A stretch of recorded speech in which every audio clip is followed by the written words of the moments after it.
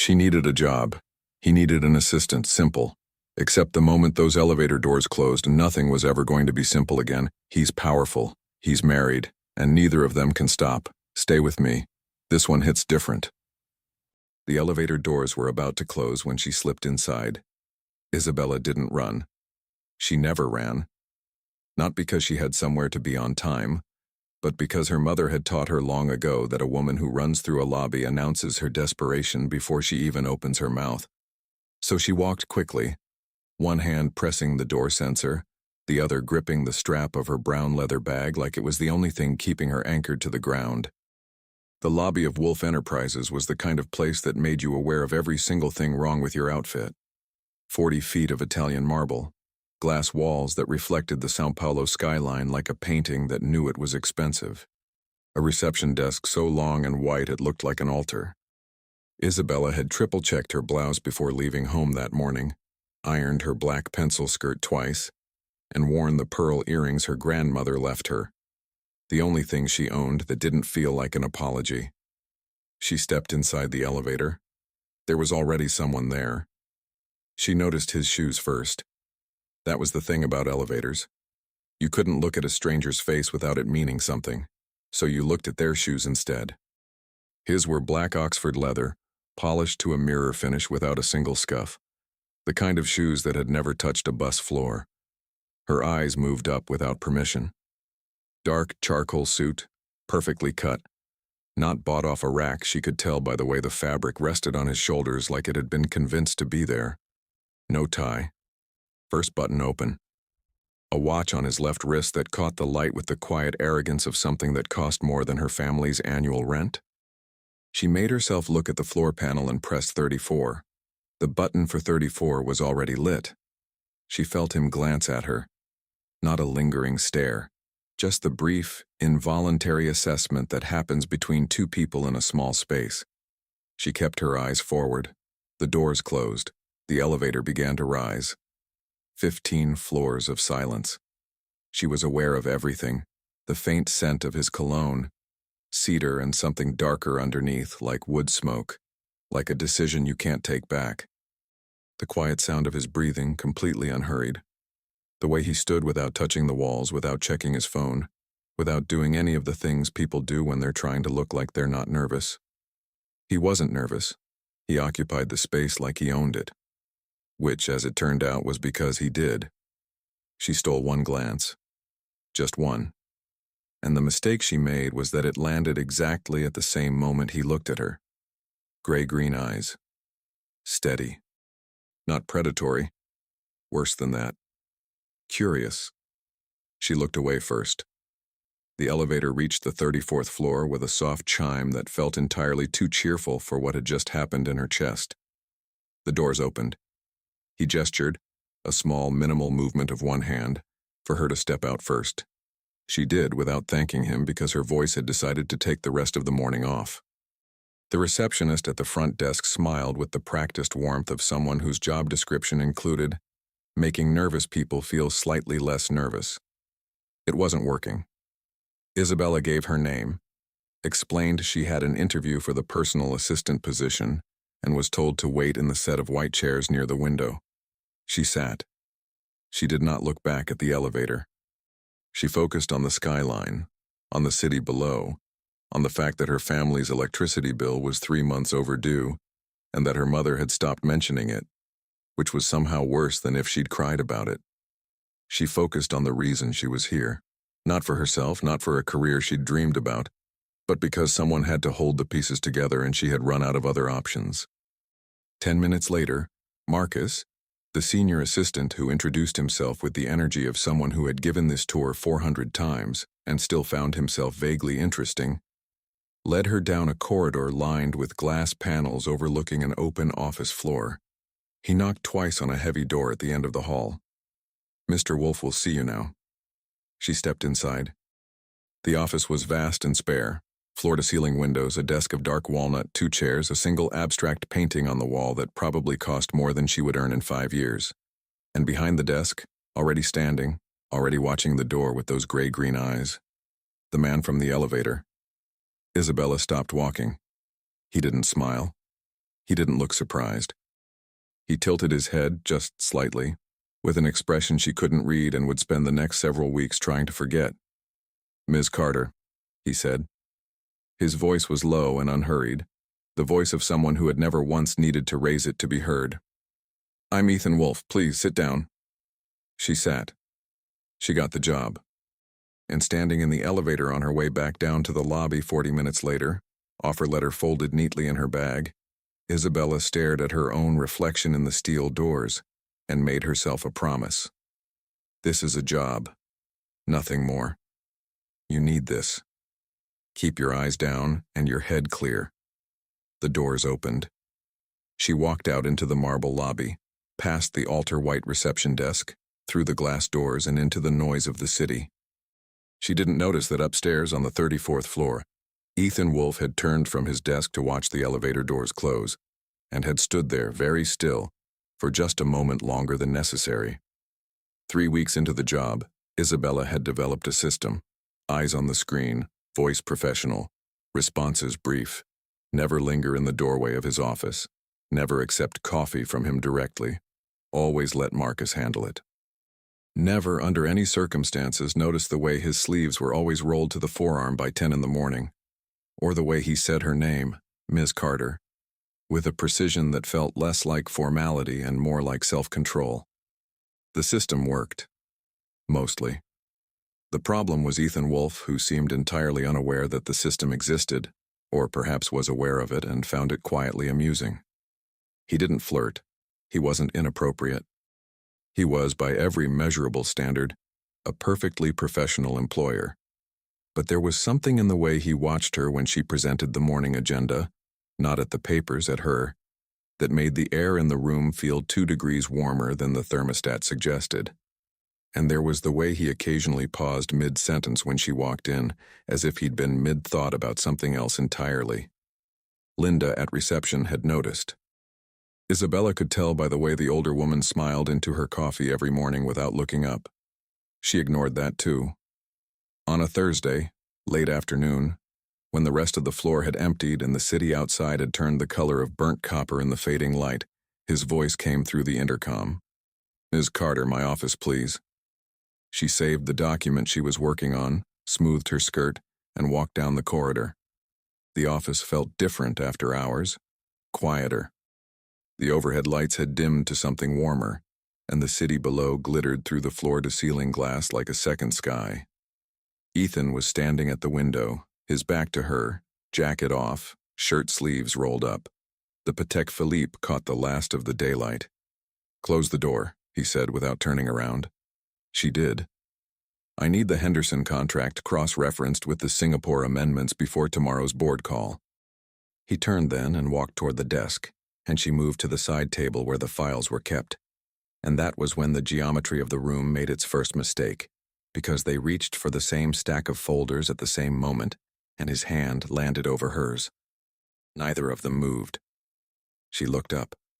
He was closer than he should have been. She could smell that cologne again. Cedar, wood smoke, bad idea. His gray-green eyes were doing the thing she'd trained herself not to look at directly. That steady, unguarded attention that had no business existing on the face of a man who ran a billion-dollar company. "Ethan," she started, because she'd stopped calling him Mr. Wolf somewhere around day 9, a slip she'd never acknowledged and he'd never corrected. He kissed her. Not a question. Not an accident. A decision. Slow, deliberate, one hand moving from the files to the side of her face with a carefulness that was somehow more dangerous than urgency would have been. Isabella's system, 3 weeks of architecture and discipline, collapsed in approximately 4 seconds. Then she stepped back. "I can't." Her voice came out steadier than she felt, which was the one small mercy the universe offered her that evening. "I can't do this." She left the office. Walked fast, not running, never running, down the corridor toward the elevator, pressing the button twice, 3 times, willing the doors to open before she had to think about what had just happened, about the exact pressure of his hand against her face, about the fact that she had kissed him back for at least 2 of those 4 seconds before the system had managed to reboot. "Isabella." She turned. Marcus was at the end of the corridor, tablet pressed to his chest, expression doing something complicated. He wasn't looking at her. He was looking past her, toward the elevator bank, toward the woman who had just stepped out of the second elevator, designer coat, cream silk blouse, Hermes bag in the crook of her arm, blonde hair in a perfect chignon. Victoria Woolf. Isabella had never met her. She knew the name, had seen it on calendars and dinner reservations she'd booked. But nothing had prepared her for the reality of the woman. The way she scanned the corridor with blue eyes that registered everything and revealed nothing. The way they landed on Isabella and stayed there for exactly 1 second longer than politeness required. "You must be the new assistant," Victoria said. Her voice was the temperature of a marble floor in January. "Yes." Isabella Carter. The sound was not agreement. It was assessment. Victoria's gaze moved from Isabella's face to her hands, still slightly unsteady, and back up, and something behind those pale eyes shifted almost imperceptibly. Then she smiled. "Ethan's office?" "Down the corridor, last door." Victoria walked past her without another word, trailing a cloud of Chanel No. 5 that lingered in the air like a warning. Isabella pressed the elevator button again. From down the corridor came the sound of the office door opening, then Victoria's voice, sharp, controlled, and then Ethan's, lower, and then the door closing and the voices becoming walls of sound without words. The elevator arrived. She stepped inside. She pressed lobby. She watched the doors close on the corridor, on the muffled argument she could no longer hear, on the 34th floor, and everything that had just happened on it. The doors started to close, and then a hand appeared between them. Ethan stepped inside. Jacket back on, tieless, jaw tight. He said nothing. The doors closed. The elevator began to descend. 5 floors of silence, and then, without a word, without warning, he turned and kissed her again. This time she didn't step back. The Monday after the elevator felt like walking back into a building you'd set on fire and pretending you didn't smell the smoke. Isabella arrived 7 minutes early, which was 3 minutes later than usual. A deliberate adjustment, small enough to be deniable, large enough to mean something to herself.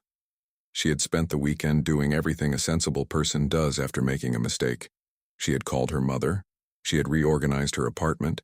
She had written a mental list of every reason why what happened on Thursday could not, under any circumstances, happen again. The list was long and entirely correct. 1. He was her employer. 2. He was married. 3. Her family's electricity was back on because of this paycheck and she could not afford to lose it. 4. She was not the kind of woman who did this. She had always known, with a certainty that felt like a core part of her personality, that she was not the kind of woman who did this. 5 through 11 were variations of the same theme. She kept the list running in the back of her mind as she rode the elevator to the 34th floor. She kept it running as she set up the morning agenda, as she prepared the Henderson contract summary, as she placed the coffee on his desk at 8:59 without making eye contact and said, "Good morning, Mr. Wolf." Back to Mr. Wolf. Deliberate, a small wall built from 2 words, and he said, "Good morning, Ms. Carter," in that low, unhurried voice, and she walked out of the office without looking back. It worked. The list worked. The formality worked. For 4 days, it worked. The problem was proximity. The problem was that being a personal assistant to Ethan Wolf was not a job that allowed for comfortable distance. It required her in his office for the morning briefing, at his side during the 11 o'clock walkthrough, 2 chairs apart in board meetings where she took notes, and he ran the room with the focused, quiet authority of someone who had never once doubted that the room was his to run. It required her to know his schedule better than he did, to anticipate what he needed before he asked, to exist in a kind of professional intimacy that had nothing romantic about it on paper and felt like a slow burn in practice. She noticed things she had no business noticing. The way he always read reports twice before responding, once fast, once slow, as if he didn't trust his first instincts. The way he went very still when he was angry, rather than loud. The way he took his coffee black until 3 in the afternoon, then switched to water, A detail so small and so consistent that she'd started having the water on his desk before he thought to ask for it.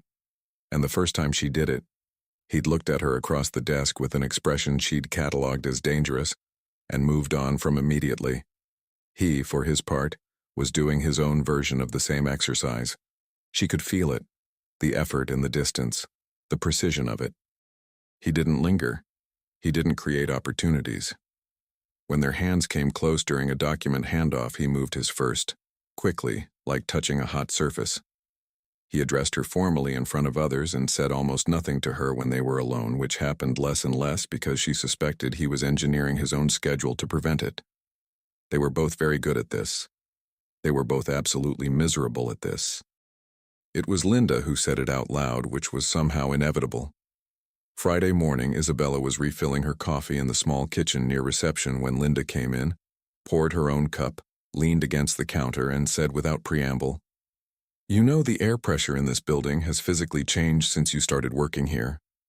"I don't know what you mean," Isabella said. "Of course you don't," Linda agreed pleasantly, and took her coffee back to the desk. The second week was worse than the first because they had both gotten better at the performance, which meant the thing underneath it had more pressure built up with nowhere to go. Isabella caught herself, twice, standing outside his closed office door with a folder in her hand and her knuckles raised to knock, not knocking, just standing there for 3 seconds longer than necessary before her brain caught up with her body and sent her back down the corridor. She didn't know if he did the same thing on his side of the door. She suspected he did. She didn't let herself think about it. What she did let herself think about, in the measured and dangerous way you allow yourself one square of chocolate when you're trying not to eat the whole bar, was the elevator. Specifically the second kiss, the one he'd come back for, the one he'd crossed a lobby and stepped into a moving elevator for, the one that had lasted until floor 22 when she'd pulled away and pressed herself against the wall and looked at him and said nothing, and he'd looked back and said nothing, and the doors had opened on the parking level, and she'd walked out into the fluorescent underground light and not looked back. She thought about the way that felt like both the best and worst thing she'd experienced in recent memory, and she hated herself a little for that, and she kept moving. The breaking point, not the dramatic kind, not the kind that announces itself, but the quiet kind, the kind that looks like nothing from the outside, came on a Wednesday afternoon 3 weeks after the elevator. She was at her desk working through a stack of correspondence when she found, tucked between 2 quarterly reports, a single sheet of paper that hadn't been there that morning. No letterhead, no signature, just his handwriting. She'd learned it by then, the compressed, precise script of someone who thought faster than they wrote. "I'm trying. I want you to know that." That was all. She sat with it for a long moment. The office hummed around her. Phones, keyboards, the distant sound of Marcus on a call, the city below going about its loud and ordinary business. She read it twice. She folded it, slowly and carefully, and put it in the inner pocket of her bag, next to her grandmother's spare earring back that she'd been carrying around for 6 months. She did not respond. But that night on the bus home, she took it out and read it one more time in the blue wash of the streetlights passing through the window. And she thought about a man who ran a billion-dollar company and could have anything he wanted and had chosen, on a Wednesday, to write 6 words on a piece of paper and put them where she would find them. A man who was trying, who wanted her to know he was trying. And she pressed her forehead against the cold glass and closed her eyes and told herself very firmly that it didn't matter. It mattered. The Friday that closed the month arrived with a gray sky and the particular exhaustion of people who have been performing normalcy for too long. Isabella was the last to leave the floor, finishing a filing that could have waited until Monday but that she'd invented as a reason to stay late and therefore avoid the bus at rush hour, which was a lie she was willing to tell herself. She was pulling on her coat when she heard him come out of his office. He stopped when he saw her. She stopped when she saw him. They looked at each other across the empty floor, past the rows of dark monitors and abandoned chairs, the city burning orange and pink through the glass behind him, and for the first time in 3 weeks there was no performance between them, no architecture of professionalism, just 2 people in a room at the end of a very long month. "You found the note," he said. It wasn't a question. Yes, I meant it. I know. She pulled her bag onto her shoulder. That's what makes it hard, Ethan. She used his name. She hadn't in 3 weeks. She heard the shift in the air the moment she did. He didn't move toward her. Whatever else he wasn't a man who pushed. He stood in the middle of that empty floor with the orange city behind him and his hands at his sides and that expression she'd catalogued 100 times and never fully decoded. And he said, I know this is complicated. It's not complicated, she said, and her voice was very quiet and very even. It's impossible. You're married, Ethan. She came here. I saw her. I saw what you have, what you're part of. And I can't be the person who... She stopped. Started again. I need this job. My family needs this job, and I need to be able to look at myself in the morning. He said nothing for a long moment, then. She and I haven't been. It's not what it looks like from the outside. It never is, Isabella said, and she meant it without cruelty. It never is, from the inside. She walked to the elevator. She pressed the button. She felt his eyes on her back the entire time. The doors opened. She stepped inside. Isabella. She turned. He was standing exactly where she'd left him, 10 feet away, hands still at his sides, making no move to follow her. The Singapore trip, he said. Next week, I need you there. She held the door open with one hand. I know. I'll have the itinerary ready by Monday morning, Mr. Wolf. The doors closed.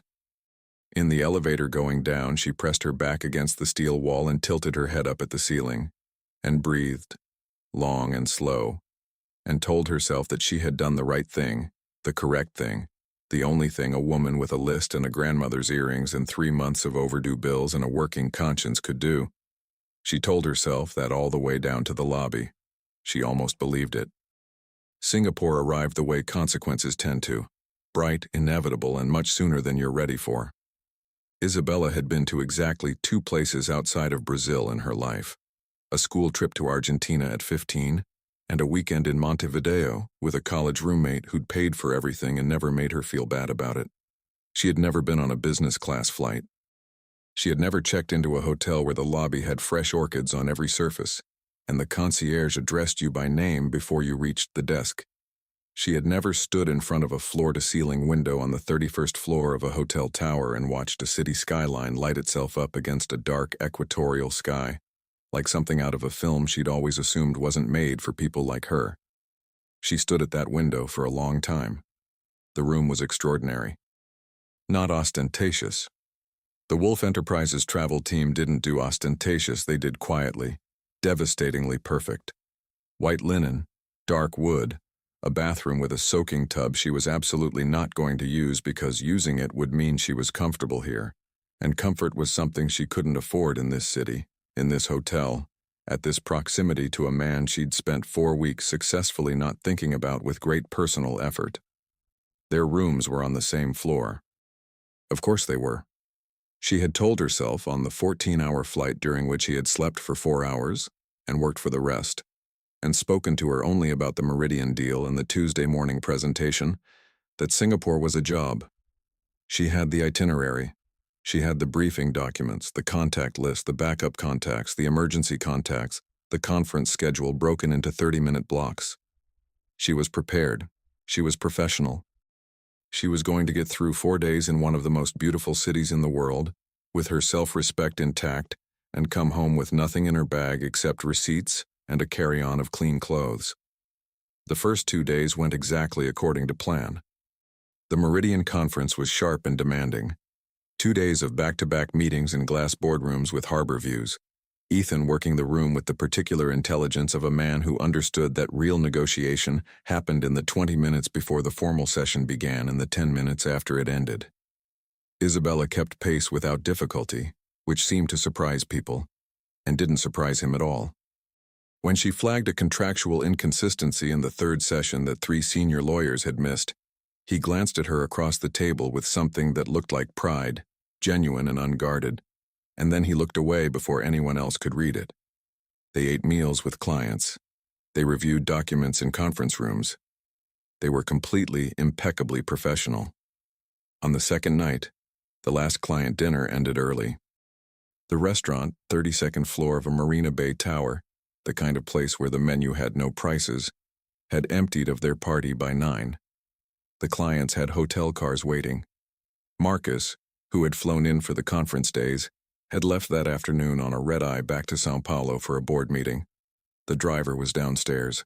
The evening was done, except that neither of them moved toward the elevator. "There's a rooftop bar," Ethan said. He was looking at the city through the restaurant glass, not at her. "On the hotel. The view of the bay is supposed to be—" He stopped. "It's late. I'll have the car brought around." "I've never seen Marina Bay at night," Isabella said. A pause. A long one. "Neither have I," he said. They took the elevator up. The rooftop was open air, warm, the sky above them a deep indigo with the city glow pressed into its underside. The infinity pool at the edge caught the lights of the skyline and pulled them into something liquid and endless. There were other guests, couples mostly, quiet voices, the soft percussion of ice in glasses. A waiter appeared. Ethan ordered wine without looking at the list, which meant he knew it, which meant some version of him had been here before, which was a thought Isabella filed away and chose not to examine. They sat at a small table near the railing, the bay spread out below them, the super tree lights pulsing gold and green in the gardens across the water. The wine arrived. They talked about the deal first, the Meridian contract, the Tuesday presentation, the Singapore amendments. Safe ground. Professional ground. But the wine was good, and the city was extraordinary, and at some point, the way it does when two people are tired and far from home and sitting somewhere genuinely beautiful, the conversation shifted. "How long has it been?" she asked. She hadn't planned to ask it. He turned his glass in his hands. "How long has what been?" "Since you were happy, at home." He didn't deflect. She'd half expected him to. He was a man of controlled silences, and this was the kind of question those silences were built for. But he looked out at the bay and said quietly, 3 years, maybe 4. It was a slow thing, the kind of thing you don't notice until you're already somewhere you didn't choose to be. "Did you love her when you married her?" Another pause. Honest this time, not evasive. "I respected her. I admired her. Her family and mine, and it made sense. On paper, it made complete sense." He looked at her then. "That's not the same thing, and I knew that. I just told myself it was close enough." Isabella looked at her wineglass. "My father told himself the same thing," she said. "He stayed for 12 years telling himself it was close enough. Then he left anyway and everything fell apart, and the only thing worse than him staying was him going." She hadn't meant to say that either. Singapore was doing something to her filters. "I'm not telling you that to make a point, I understand what that looks like from inside it." "Does it look like an excuse from where you're sitting?" She considered the question seriously, which was what he deserved. "It looks like a reason," she said finally. "Reasons aren't excuses, but they're also not permissions." He nodded slowly. "That's fair." The wine went down. The city glittered. A boat moved across the dark water below them, its wake spreading into nothing. Somewhere behind them, a couple laughed about something private. "What are you afraid of?" she asked. "Actually afraid of? Not the deal, not the company, you." He looked at her for a long moment before answering, and she had the feeling. The same feeling she'd had the first time in the elevator, the one she'd been running from ever since. That this man didn't answer that question for people. That there was a very short list of people who'd ever been allowed to ask it, and an even shorter list who'd gotten a real answer. "That I'll get to the end of this," he said, "and realize I chose the safe thing at every turn and called it wisdom." His voice was even, but she could hear the weight under it, the kind of weight that accumulates over years of being the person in the room who decides things. "I've built something, a real thing, and I'm proud of it. But I go home to that apartment and I sit in a room with a woman I've been performing a marriage with for 8 years, and I think, I have built a life that looks exactly like what I thought I wanted, and I don't recognize myself inside it. The words landed in the warm night air and stayed there. Isabella put her glass down. She looked at him, really looked at him, the way she'd been carefully not doing for 4 weeks, and she saw, past the suit and the watch and the architecture of authority he wore like a second skin, a man who was genuinely, quietly exhausted, not weak. Nothing about Ethan Wolfe read weak, but tired, in the deep way that has nothing to do with sleep. "I'm sorry," she said. And she meant it without agenda, without anything attached to it. "Don't be." He almost smiled. It was the closest thing to unguarded she'd seen on his face. "It's the most honest conversation I've had in years." The silence that followed was different from the ones in the office. Those had been held in place by discipline and effort. This one was easy, companionable, the kind of silence that exists between people who have said enough true things that pretending becomes impossible. She wasn't sure who moved first. She thought it might have been her, a slight shift forward, elbows on the table, her face a little closer to his in the warm rooftop dark. Or it might have been him, angling toward her the way the city was angled toward its own reflection in the water. What she knew was that when it happened, it didn't feel like the office kisses, urgent, complicated, loaded with the static of everything they were supposed to be to each other. It felt like a rival. His hand came up to her face exactly the way it had on that Thursday afternoon, careful and certain. She let it. She closed her eyes and let the city disappear, and let Singapore be just warm air, and the distant sound of water and the particular quiet of a moment she'd been fighting for weeks. When they pulled apart, she kept her eyes closed for a moment. "This is going to change everything," she said. Not a protest. Just acknowledgement. "I know." His thumb moved once across her cheekbone. "I know, Isabella." She opened her eyes. The city was still there, indifferent and brilliant. The super trees across the water pulsed gold. The bay held its reflection of 10,000 lights. "What happens when we go home?" she asked. He looked at her steadily. "I don't know exactly, but I know what I want. And I know I'm done pretending I don't." She should have been afraid. She'd been afraid for 4 weeks, afraid of this, of the look on his face right now, of the way her own chest felt, which was irresponsible and inconvenient, and completely outside the jurisdiction of any list she could write. But sitting on a rooftop in Singapore with the bay below them and the warm night pressing in from every direction, what she felt instead was something she hadn't felt in a very long time. Like the ground was solid under her. Like something true was finally happening instead of something sensible. She reached across the small table and covered his hand with hers, and neither of them said anything else for a long time, and the city carried on below them, enormous and glittering, entirely unbothered by the fact that 2 people on a rooftop had just stopped lying to themselves. They came back from Singapore on a Sunday evening, landing in São Paulo under a sky the color of a bruise. The city spread out below the descending plane like something that had been waiting for them with its arms crossed. Nothing had been announced. Nothing had been decided in the formal sense of the word. What existed between them was still nameless. A Singapore thing, a rooftop thing, a warm night and honest conversation thing that had not yet been tested against the fluorescent reality of the 34th floor and the marble lobby and the calendar full of meetings in the apartment across the city, where Victoria Woolf was presumably watering her orchids and waiting. Isabella told herself she needed time to think. Ethan said he needed to handle things carefully. They said goodnight in the arrivals terminal with a foot of professional distance between them and took separate cars, which was the correct thing to do and felt like swallowing glass. Monday arrived with the particular cruelty of Mondays. She was at her desk by 8:45, agenda prepared, coffee scheduled, everything in its place.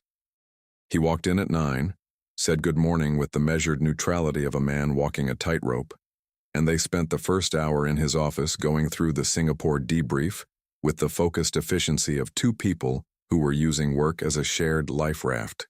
It almost worked. The problem was that something had shifted in the molecular composition of the space between them. In the weeks before Singapore, the tension had been the stretched, disciplined kind, the kind you maintain through effort and lists and deliberate architecture. What existed now was different. It was the tension of something already decided, Something that had already happened, pressing against the walls of the performance that still had to contain it during business hours. It was, if anything, harder to manage. Marcus noticed on Tuesday. Linda had never stopped noticing.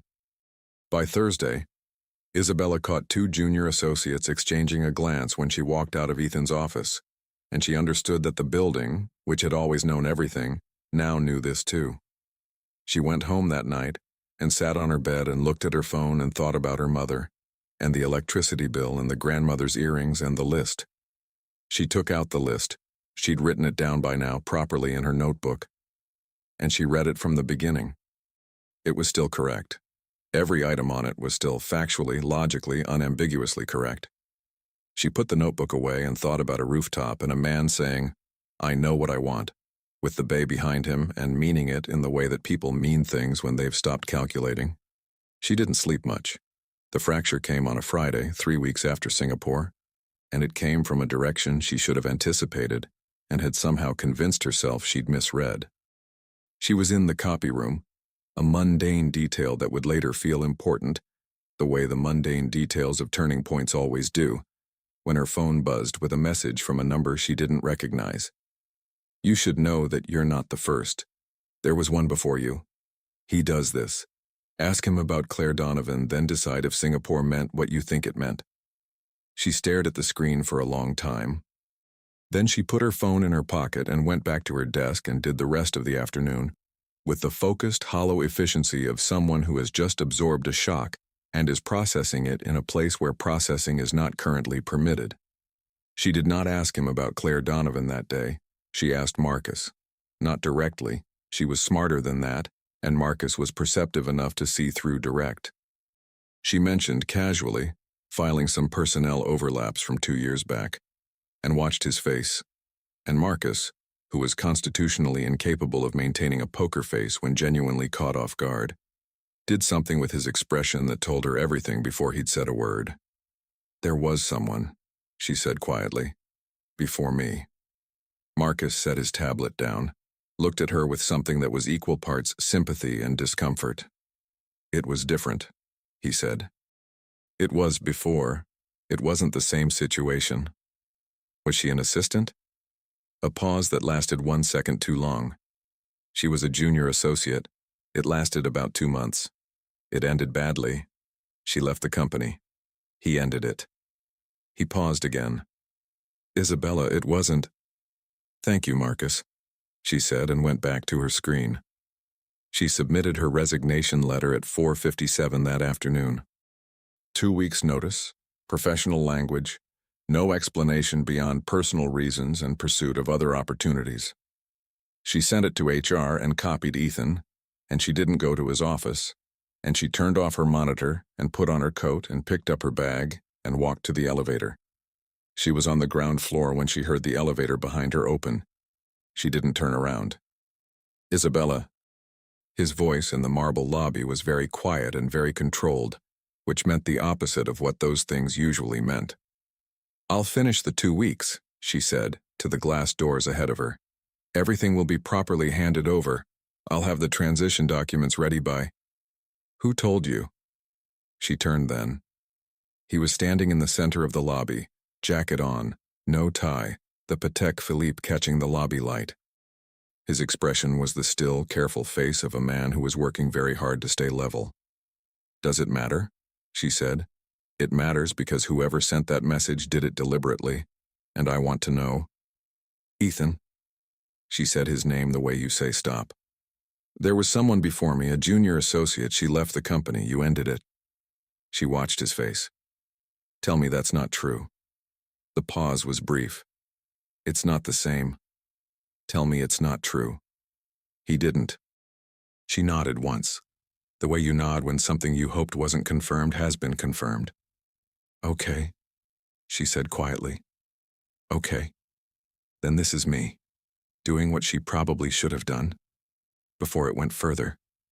Before it—" Her voice held. "Barely.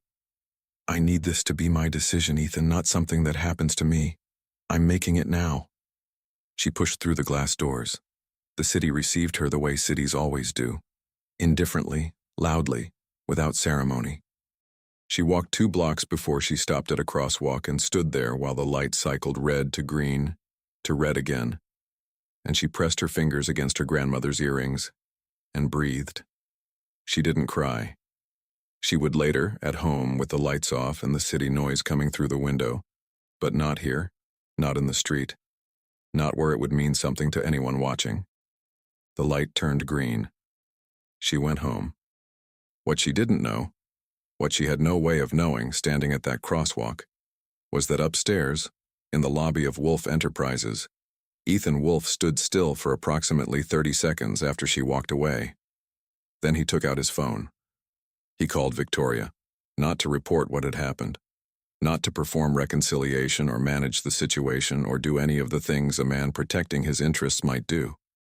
He called because there was something he should have done 8 months ago, long before a junior associate named Claire Donovan, long before Singapore, long before an elevator and a pair of pearl earrings and a note with 6 words that changed the temperature of a building.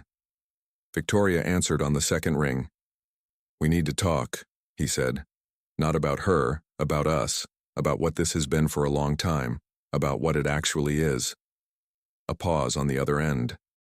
Then Victoria said, in a voice that was perfectly level and carried underneath the frost, the particular tone of someone who has been waiting for a specific sentence for longer than they care to admit. "I know, Ethan. I've been waiting for you to say that for 2 years."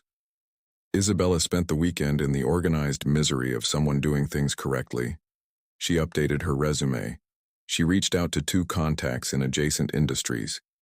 She had Sunday lunch with her mother, who asked no questions because she had been a mother long enough to recognize the particular quality of her daughter's silence, and instead made rice and beans and put extra of the good hot sauce on the table, which was its own kind of language. On Sunday night, her phone rang. Unknown number. She almost didn't answer. She answered. "Ms. Carter." A woman's voice, cool and precise. "This is Victoria Wolf." The floor did something unpleasant under Isabella's feet. She sat down on the edge of her bed.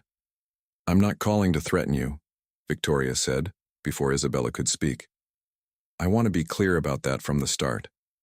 I know what happened in Singapore. I know what's been happening since September. I've known for longer than you'd probably expect." A pause. "I also know who sent you that message about Claire Donovan." Isabella said nothing. "It was me," Victoria said. The room was very quiet. "I want to explain something to you," Victoria continued, and her voice shifted, very slightly, barely perceptibly, but enough for Isabella to hear something underneath the porcelain that sounded, improbably, like exhaustion. "What Ethan and I have had for the last several years is a negotiation. A very expensive, very well-dressed negotiation. We both knew it. We were both too proud or too practical or too afraid of what ending it would cost us publicly to do what should have been done." Another pause. "I sent you that message because I wanted you to leave. Not because of jealousy. You should know that. Because I think you deserve honesty. Because I thought if you left, things would go back to the arrangement. Back to manageable. And?" Isabella said quietly. "And he called me Friday evening. And he said the things he should have said 2 years ago." She could hear Victoria breathing, careful and even. "I'm not calling to apologize. I'm calling because I think you should know what you walked away from, and I think you should know it from me." The frost came back just slightly. "Whatever you decide, Ms. Carter, I want it to be your actual decision, not one manufactured by a text message I sent in a moment of calculation." The line went quiet. "Why are you telling me this?" Isabella asked. "Because," Victoria said, and there was something in her voice now that might, from a very great distance, have been respect. "You're the only person in this entire situation who's behaved with any real integrity. And I find I can't, even for my own purposes, let that go unrewarded." The call ended. Isabella sat on the edge of her bed for a long time. She picked up her grandmother's earrings from the nightstand, turned them in her fingers. Small, ordinary, entirely unglamorous. The kind of thing that doesn't photograph well and isn't impressive to anyone who doesn't know the story behind it. She'd worn them to a job interview in a marble lobby 4 months ago because they were the truest thing she owned, and they'd been there for every moment since. The elevator, the office, the rooftop in Singapore, the lobby on Friday, where she'd said, "This is my decision." She picked up her phone. She sat with it in her hand for a long time, thinking about a list she'd written and still believed in, and that had, in the end, been overruled, not by recklessness or weakness, but by something she hadn't had a category for. Something that looked, when she was finally honest enough to look at it directly, like the first thing in a long time that had felt real rather than required. She thought about Claire Donovan, a woman she didn't know, a story she'd never fully hear, a reminder that the man she was considering was imperfect, complicated, someone who had made choices before her that she couldn't retroactively approve of. She thought about the note. "I'm trying. I want you to know that." She thought about her father saying "close enough" for 12 years, and what the damage of that looked like from the inside of it. She thought about what Victoria had said. The only person in this entire situation who's behaved with any real integrity. She called him. He answered before the second ring. "I know why you're calling," he said, and his voice was quiet and careful, the voice of a man who had spent a weekend hoping a phone would ring and not letting himself rely on that hope. "Do you?" she said. "I want to tell you about Claire," he said. "Everything. Not a version of it, the actual thing. You deserve that before anything else." "Okay," she said. He told her. It took a while. It was not flattering. It was a story about a man 2 years younger and more careless, someone who had let something begin without ever intending to let it become real, and who had ended it in a way that was cowardly dressed up as clean. He told it without minimizing and without excessive self-flagellation, which she appreciated. It would have been easier to perform shame than to simply account for it, and he chose accounting. When he finished, she was quiet for a moment. "That was badly done," she said. "Yes. And you know that. I've known it since the week after. It took me longer to admit that I'd done it at all." "Why are you different now?" she asked. Not a challenge, a genuine question, the most important one. "Because that was something I let happen," he said. "This is something I chose. There's a version of events where I could pretend those are the same thing. I don't want that version." The city outside her window was doing its ordinary Sunday night things. A bus, distant voices, the particular sound of São Paulo settling into the end of a weekend. Ordinary, irreducible, completely unbothered by what was being decided in a small apartment on the 3rd floor. "I'm not going to come back as your assistant," she said. "I know. Whatever this is, it can't be that. I won't be in that position again. Not because of what people think, because of what I think. I understand that. I wouldn't ask you to. And I need this to be slow," she said. "Whatever happens with your marriage, and I know that call already happened. I know what it means. That's its own thing. I won't be the reason, and I won't be the solution. You have to do that because it's right, not because of me." A pause, and then, "It was already right before you. You know that." "I do," she said. "But I needed to say it." "I know." She looked at the earrings in her palm, turned them once. "I'll meet you for coffee," she said. "Tomorrow. Somewhere that's not the building. Somewhere that's just 2 people having coffee. And we'll see what that looks like when it doesn't have everything else attached to it." She could hear him breathe. "Okay," he said. And then quietly, the way someone says a thing they've been holding for months. "Thank you, Isabella." "Don't thank me yet," she said. "I still have a list." "I know about the list. You've never seen the list." "I know it exists," he said. "I've known since week 2. You look at me like someone who's winning an argument they're having with themselves." She almost laughed. Almost. "Tomorrow," she said. "Somewhere with good coffee and no marble floors." "I know a place," he said. "Of course you do." She hung up. She sat with the quiet of her apartment, the bus outside, the distant voices, The ordinary Sunday night sounds of a city that had no idea what had just been decided in a small third-floor room. She put her grandmother's earrings back on the nightstand precisely where they always were. Then she reached for her notebook, found the list, and, slowly, with the particular satisfaction of someone who has earned the right, drew a single line through it. Not because the reasons were wrong. They had never been wrong. But because sometimes the truest thing you can do is acknowledge that the right life and the safe life are not the same address, and choose accordingly. She turned off the light. Outside, São Paulo carried on, enormous, indifferent, gloriously loud, and somewhere across the city, in an apartment that would soon begin the complicated and necessary process of becoming his own again, Ethan Wolfe sat at a window and looked at his left hand and for the first time in years felt something loosen.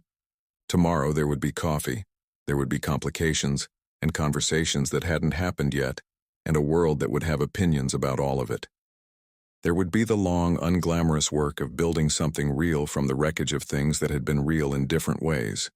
But tonight, there was a city, and a third-floor window, and a woman who had chosen the true thing over the safe thing and was already asleep by the time the clock turned midnight. The ground was solid. Something honest was beginning.